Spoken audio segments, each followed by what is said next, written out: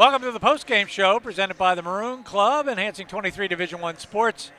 You're certainly invited to join the Maroon Club today, and our player of the game presented by Coca-Cola. Experience the Coke side of life. Renee Washington is with head coach Kia Damon Olson. Coach, you mentioned pregame how you guys are still learning a lot, figuring things out. And after today's tough loss, tell me what you take away from a game like this that you guys have learned about each other. You know what? I thought we took our opportunities to get out in transition, and I thought even in the half court we were able to get a piece of the paint like we talk a lot about, and we were able to find, wide open people on the perimeter. Some of the shots went in, some of them didn't, but we had pretty good ball movement.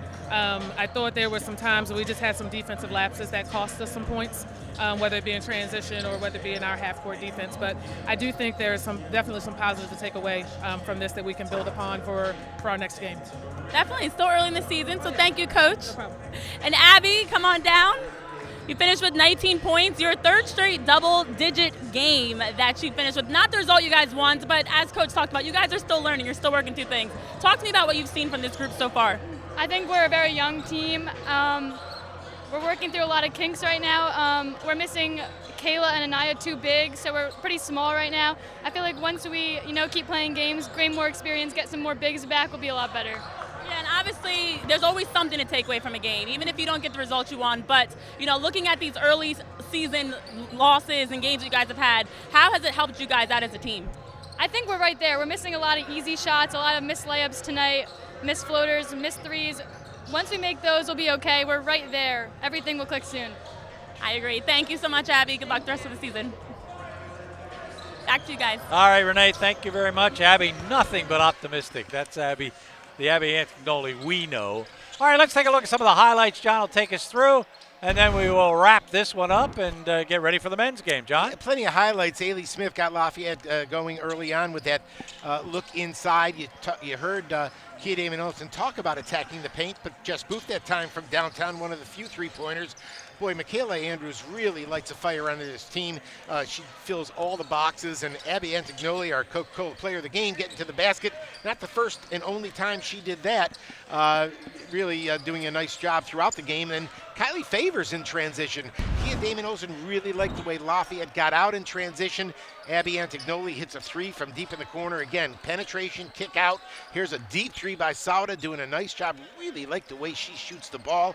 Abby Antignoli around the bucket again. Lafayette showed some good signs against a very good LaSalle team.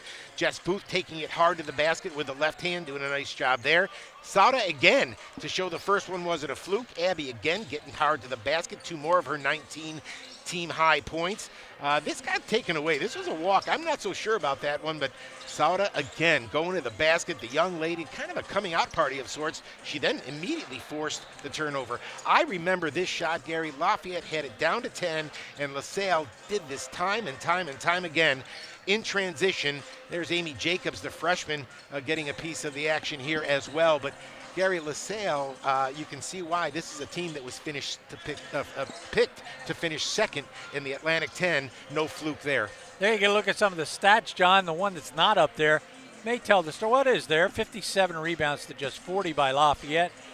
Turnovers not so bad for Lafayette. They've been averaging 15 a game, but points off turnovers, that hurt. It's where you make those turnovers, and that's something Lafayette is going to have to clean up. In the open floor, live turnovers that allow the other team easy runouts, and that plays right into a team like LaSalle's strength, and that's what happened tonight. Sproul, that spurt she had in the first half, Lafayette was hanging around. It was a 1 or 2 point game. She went crazy for about 6 minutes and really created the separation that LaSalle held on to for the entire game. Yeah, the oddity is she only had 2 second-half points, 14 in the first half, but helped by Crawford, who had 14, and Abby had some help. Jess Booth with 11, and Sauda had 11 points also in the ball game. But Lafayette suffers their 5th defeat. They go to 1-5. The Explorers go to 5-2. LaSalle wins this one by a 71-54 score. We're going to take the headsets off for a little while. You go take a little bit of a break and then come back and join us at 8:30 when we have men's basketball, the first home game. And head coach Mike Jordan. Yeah, first head coaching job here at Lafayette. That's coming up. John and I will be back. Come back with us. All right, for now, goodbye.